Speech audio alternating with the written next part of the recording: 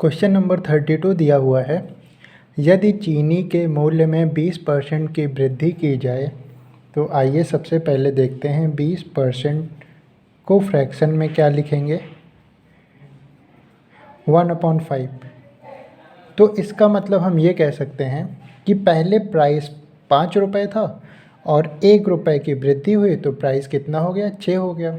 तो हमने ये प्राइस का कॉलम बना दिया कि पहले प्राइस कितना था, 5 रुपये, 1 की वृद्धि हुई क्योंकि इन्होंने कहा था 20% की वृद्धि हो जाए, तो 1 की वृद्धि हुई यानी कि प्राइस अब कितना हो गया है, 6 रुपये।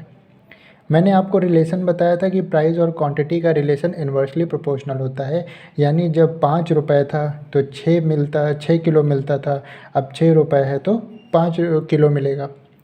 यानी कि क्वांटिटी में कितने का अंतर आ रहा है, 1 का, क्वांटिटी में 1 का अंतर आ रहा है। और इन्होंने कहा तो कोई व्यक्ति 50 रुपये में 2 किलो कम चीनी खरीदता है, यानी कि ये जो अंतर हम लोगों का 1 आ रहा है वो उनके 2 किलो के बराबर है। वो अंतर कितने के बराबर है, 2 किलो के बराबर है।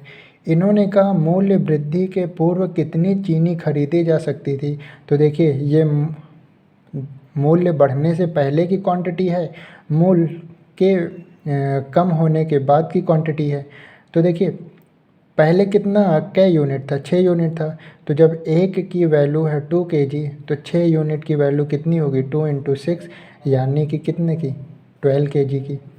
तो यानी कि मूल्य वृद्धि के पूर्व कितनी चीनी खरीदी जा सकती थी, मूल्य वृद्धि के पूर्व 6 किलो चीनी खरीदी जा सकती थी। तो यहाँ पे हमारा सेकंड ऑप्शन करेक्ट होगा। क्वेश्चन नंबर 33, इन्होंने कहा है यदि किसी कंपनी के स्टॉक का मूल्य 25 रुपये प्रति शेयर से गिरकर 21 रुपये प्रति शेयर हो गया हो, यानी कि पहले शेयर था 25 रुपये प्रति शेयर और अब कीमत हो गई है 21 रुपये प्रति शेयर, ठीक। इन्होंने कहा कि तो प्रति शेयर मूल्य में कितने प्रतिशत की गिरावट हुई है।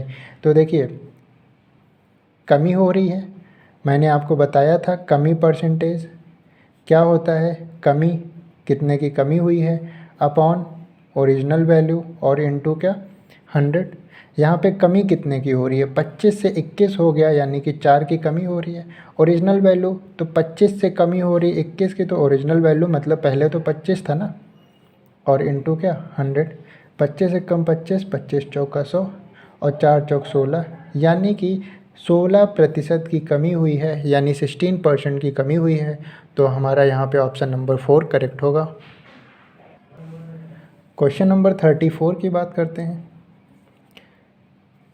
चीनी की कीमत में 20% की वृद्धि होने पर, तो 20% की वृद्धि हुई है तो इसको आपने फ्रैक्शन में कन्वर्ट किया तो 1/5। देखिए कीमत में 20% की वृद्धि हुई है तो प्राइस का कॉलम बना लीजिए, यानी कि पहले 5 रुपये था, कीमत पहले कितनी थी, 5 रुपये। अब जब 20% की वृद्धि हुई है तो पहले कीमत थी 5, यानी अब 1 रुपये बढ़ गया है तो अब कीमत कितनी हो गई, 6 रुपये। मैंने आपको कहा था प्राइस का रिलेशन जो होता है क्वांटिटी से वो इन्वर्सली प्रोपोर्शनल का होता है। तो हम ये कह सकते हैं कि 5 रुपये में पहले 6 किलो मिलती थी और अब 6 रुपये में 5 क्वांटिटी मिलेगी। ये हमारा क्वांटिटी का अंतर कितना है, 1 का। और इन्होंने कहा कि 120 रुपये में 4 किलो चीनी कम मिलती है, यानी कि मेरा जो 1 अंतर है वो इनके 4 kg के बराबर है। और इन्होंने कहा चीनी का प्रति किलो प्रारंभिक मूल्य क्या था। तो देखिए प्रारंभिक क्वांटिटी कितनी थी, 6, और बाद में कितनी मिलती थी, 5, यानी कि अगर 1 बराबर है 4 के तो 6 बराबर होगा 6 × 4 kg के, यानी कि 24 kg। तो पहले वो कितना लेता था, 24 kg, कितने रुपए में, 120 रुपये में। तो पहले वो 24 किलो लेता था 120 रुपये में। तो 1 किलो की कीमत कितनी थी, तो 120/24, ठीक है। 6 चौक 24 और 6 दूनी 12 और 4 एकम 4, 4 पंचे 20, यानी कि 1 किलो की कीमत पहले कितने थी, 5 रुपये। पहले 1 रुपये, वो 1 किलो की कीमत कितनी थी, 5 रुपये। तो यहाँ पे हमारा ऑप्शन नंबर 1 करेक्ट है। बिजली की कीमत में 25% की वृद्धि हुई। Question number 35। 25% का फ्रैक्शन में अगर हम मतलब बात करें, 25 से कम 25, 25 चौका 100, यानी कि 25% का मतलब हुआ 1/4। तो यानी कि प्राइस पहले 4 रुपये था, अब 1 रुपये की वृद्धि हुई, तो अब प्राइस कितना हो गया है? 5 रुपये। मैंने कहा था प्राइस का रिलेशन क्वांटिटी से इन्वर्सली प्रोपोर्शनल होता था, तो यहाँ पे 4 होगा और यहाँ पे 5 होगा। तो इन्होंने कहा यदि कोई व्यक्ति खर्च उतना ही रखना चाहता है तो बिजली के इस्तेमाल में उसे कितने प्रतिशत की कमी करनी होगी। तो ये देखिए 4 रुपये तो 5 खपत करता था, 5 रुपये में 4 खपत करता है, तो यानी कि अब यहाँ पे देखिए प्राइस इनटू क्वांटिटी, तो यहाँ 20 आया और प्राइस इनटू क्वांटिटी यहाँ 20 आया। तो देखिए खर्चे पर कोई प्रभाव पड़ रहा है? नहीं प्रभाव पड़ रहा है। क्यों? क्योंकि पहले 4 रुपये था तो वो 5 खपत करता था, 5 रुपये हुआ तो उसने खपत कम करके 4 कर लिया। तो इन्होंने कहा इस्तेमाल में कितने प्रतिशत की कमी होगी। तो देखिए पहले 4 खपत करता था, 5 खपत करता था और अब 4 खपत करता है, तो कमी कितने की हो रही है? 1।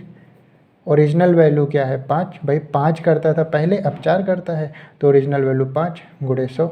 ये कैसे किया? यहाँ पे हमने कमी प्रतिशत का फॉर्मूला लगाया है। कमी प्रतिशत इन्होंने पूछा है, कमी प्रतिशत होता है, क्या होता है? कमी कितने की हुई अपॉन ओरिजिनल वैल्यू इंटू 100। वही फार्मूला लगाया है, अभी मैंने बताया भी था आपको फार्मूला। और 5 एकम 5, 5 दूनी 10, यानी कि 20% की क्या करनी पड़ेगी? उसको खपत को 20% कम करनी पड़ेगी। तो यहाँ पे 35 का 4th ऑप्शन करेक्ट है। क्वेश्चन नंबर 36 में दिया हुआ है, यदि सेब का मूल्य 80 रुपये प्रति किलो से 100 रुपये प्रति किलो हो गया है, तो एक आदमी को सेब की खपत कितने प्रतिशत कम कर देनी चाहिए ताकि उसका खर्च समान रहे। तो क्वेश्चन नंबर 36, तो देखिए पहले क्या कॉस्ट थी? 80 रुपये, और अब क्या कॉस्ट है? 100 रुपये। तो इसको जब हमने डिवाइड किया तो 4/5 आया। यहाँ से हमें एक बात समझ में आ गई कि प्राइस जो है पहले 4 था और अब प्राइस क्या हो गया है? 5। तो क्वांटिटी की अगर हम बात करें, यानी कि या हम कह सकते हैं खपत की बात करें, तो इन्वर्सली प्रोपोर्शनल होता है ना, क्योंकि प्राइस बढ़ता है तो लोग खपत कम करना चालू कर देते हैं, और जब प्राइस घटता है तो खपत ज़्यादा करने लगते हैं। जैसे घरों में क्या होता है कि जैसे चीनी है, तो पहले अगर उसका प्राइस कम है तो चीनी आ रही है रेगुलर, लेकिन प्राइस बढ़ जाता है तो ये होता है भैया कि चीनी खाना सब लोग थोड़ा कम कर दो, जिससे कि खर्चे पर प्रभाव ना पड़े। तो वही चीज़ है, इसका क्या मतलब है? प्राइस लो होता है तो क्वांटिटी लोग ज़्यादा खरीद लेते हैं, और प्राइस हाई रहता है तो क्वांटिटी कम खरीदते हैं। इसका मतलब क्या हुआ? इन्वर्सली प्रोपोर्शनल है। तो यहाँ पे देखिए, तो पहले 4 था, अब प्राइस 5 हुआ। तो जब 4 था तो हमने कह दिया कि क्वांटिटी 5 थी, अब 5 प्राइस हो गया है तो अब क्वांटिटी क्या होगी? 4 होगी। ठीक है। तो इन्होंने कहा है खपत में कितने प्रतिशत की कमी करनी पड़ेगी। ये देखिए खपत में कमी हो रही है कि नहीं? पहले 5 था, अब 4 हो गया, तो कमी करनी पड़ रही है, यानी कि हमें क्या निकालना है? कमी प्रतिशत। और कमी प्रतिशत क्या होता है? कितने की कमी हुई अपॉन में ओरिजिनल वैल्यू और इनटू क्या? 100। तो कमी कितने की हुई? 1 की। 5 से 4 कमी वो 1 की हुई। ओरिजिनल वैल्यू, यानी ओरिजिनल वैल्यू तो 5 थी, 5 से 4 हुई तो ओरिजिनल वैल्यू 5 इंटू 100। 5 एकम 5, 5 दूनी 10, यानी कि 20% की हमें क्या करनी पड़ेगी? कमी करनी पड़ेगी। और इसमें ऑप्शन नंबर 3 है, तो ऑप्शन नंबर 3 करेक्ट होगा। नेक्स्ट क्वेश्चन दिया हुआ है, क्वेश्चन में कह रहा है ए की आय बी की आय से 10% अधिक है। इसका मतलब है ए बराबर बी गुणे, देखिए 10% अधिक है तो 100 में आप 10 ऐड करेंगे, यानी 110/100 है। ये मैंने बताया था, जब अधिक बोले तो उतना आप 100 में ऐड कर दीजिए, जब कम बोले तो उतना आप 100 में माइनस कर दीजिए। तो जो ए की आय है वो बी की आय से 10% अधिक है, यानी कि बी की आय का 110/100%। एक जीरो से एक जीरो कट गया, बी को इधर ले आइए, तो ये हो गया ए अपॉन बी बराबर 11/10।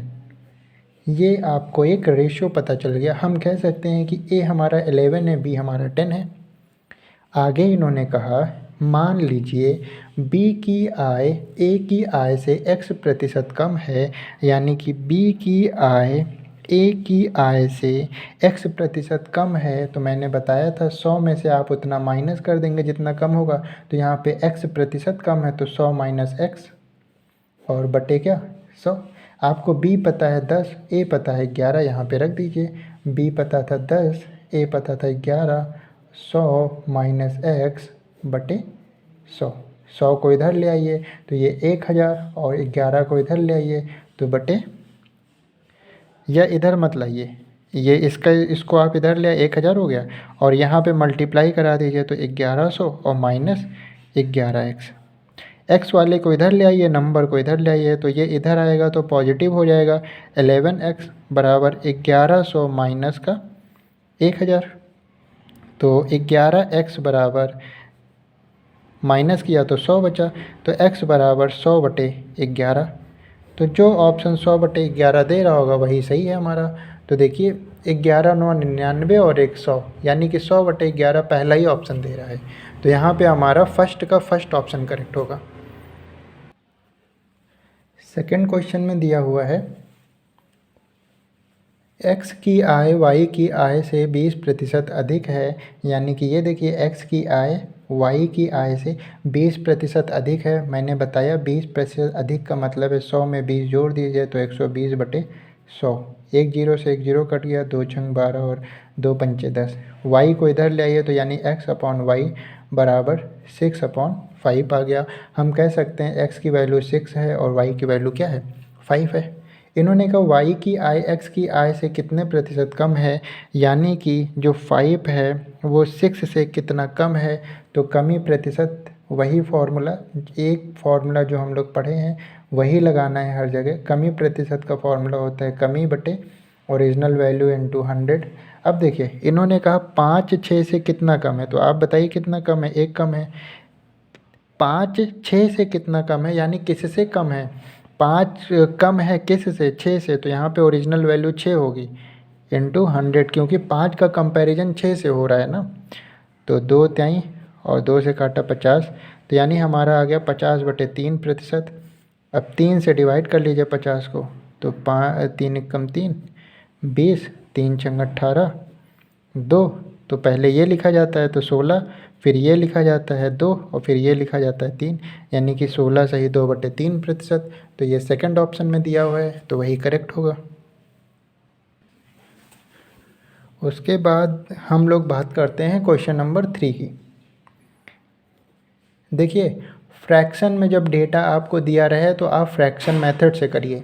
जैसे थर्ड वाले में इन्होंने मिक्स्ड फ्रैक्शन में डेटा दिया हुआ है, तो हम इसको मिक्स्ड फ्रैक्शन डेटा को बहुत ईजिली सॉल्व कर सकते हैं। कैसे, इन्होंने कहा राम की आय श्याम की आय से 12 सही 1/2% अधिक है। देखिए 12 सही 1/2% दिया हुआ है, तो 12 दूना 24 1 25, 25/2% हो गया ये। अब देखिए 25/2% का क्या मतलब होता है कि 25/2 और प्रतिशत का मतलब 1/100। तो 25 से कम 25, 25 चौका 100, यानी कि इसको हमने सॉल्व किया तो 1/8 आया ना। तो इन्होंने कहा राम की आय श्याम की आय से इतने प्रतिशत अधिक है, तो यानी कि ये है श्याम की आय और राम की आय श्याम की आय से 1 अधिक है, क्योंकि ये देखिए ऊपर आया है 1 और नीचे आया 8, तो 8 है श्याम की आय और 1 अधिक है राम की आय, यानी राम की आय कितनी है 9। तो हमें ये पता चल गया R फॉर राम, राम की आय 9, और ये S फॉर श्याम, श्याम की आय 8।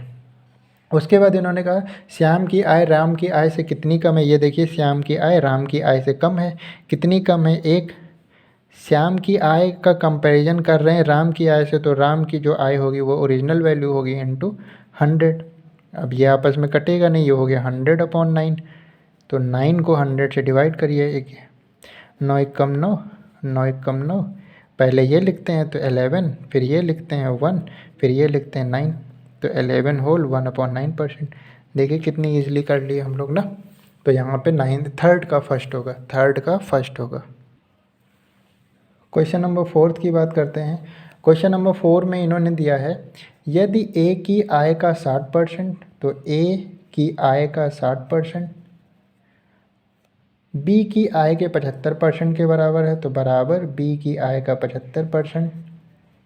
ठीक है, 100 से 100 कट गया, तो ए बी को इधर ले आए और ये 75 और 60 को इधर ले गए, तो डिनोमिनेटर में गया। 5 से कट रहा, काट लीजिए। 5 1 जा 5 और 5 5 जा 25, 5 1 जा 5, 5 2 जा 10, 3 चौक 12, 3 पचे 15। यानी हम कह सकते हैं ए अपॉन बी बराबर 5 अपॉन 4 के। तो ए है 5 और बी है 4। बी की आय ए की आय के x% के बराबर है, यानी कि बी की आय ए की आय के x% के बराबर है, ये इन्होंने कहा। तो x का मान बताइए। देखिए b की वैल्यू आपको 4 पता चली थी अभी, a की वैल्यू 5 पता चली थी, x अपॉन 100। ठीक है, 5 1 जा 5, 5 2 जा 10, तो ये आ गया 4 बराबर x अपॉन 20।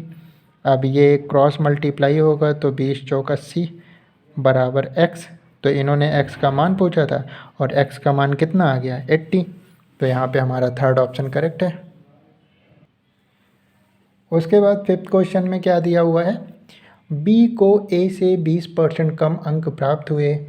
तो b को a से 20% कम यानी 80/100 अंक प्राप्त हुए। 1 0 से 1 0, 2 चौक 8, 2 पंचे 10, a को इधर ले आइए, तो b अपॉन a बराबर 4/5, यानी कि b की वैल्यू 4 और a की वैल्यू 5। तो a को b से कितने प्रतिशत अधिक अंक प्राप्त हुए। तो देखिए a को 5 मिले हैं और b को 4 मिले हैं। ठीक है, तो देखिए a को अधिक मिले हैं, तो अधिक परसेंटेज का फॉर्मूला क्या होता है, जैसे कम परसेंटेज का फॉर्मूला होता है वैसे अधिक परसेंटेज का फॉर्मूला होता है। कितना अधिक है, यानी कि अधिक अपॉन ओरिजिनल वैल्यू इनटू 100। अब देखिए इन्होंने पूछा है कि a को b से कितने अंक प्राप्त हुए, तो ओरिजिनल वैल्यू b की होगी, जो भी b का होगा वो, क्योंकि a का पूछा है ना। अब देखिए 5 जो है 4 से कितना अधिक है, 1। ओरिजिनल वैल्यू में हम वो रखेंगे जिससे कंपैरिजन किया जा रहा है, तो a का कंपैरिजन b से किया गया, तो b की वैल्यू 4 और इनटू क्या 100। 4 एकम 4 और 4 का 25 से किया तो 100, यानी कि 25% अधिक है। तो यहाँ पे 25% किस में दिया हुआ है, सेकंड में दिया हुआ है, तो हमारा फिफ्थ का सेकंड होगा। तो आज के ये 10 क्वेश्चन कंप्लीट हुए। अगली वीडियो में 10 और क्वेश्चन करेंगे। 50 पार्ट बनेंगे इसके, पर पार्ट में 10 क्वेश्चन होंगे और इस तरह से हम लोग 500 क्वेश्चन कर लेंगे। परसेंटेज के 500 क्वेश्चन जैसे ही पूरे होंगे मैं टाइम एंड वर्क के 500 क्वेश्चन की सीरीज़ ले आऊँगा। तो 10-10 क्वेश्चन करके सीखते रहिए और बहुत अच्छी प्रैक्टिस हो जाएगी और इसी तरह के क्वेश्चंस आपको पेपर में मिलने वाले हैं। Okay, thank you class.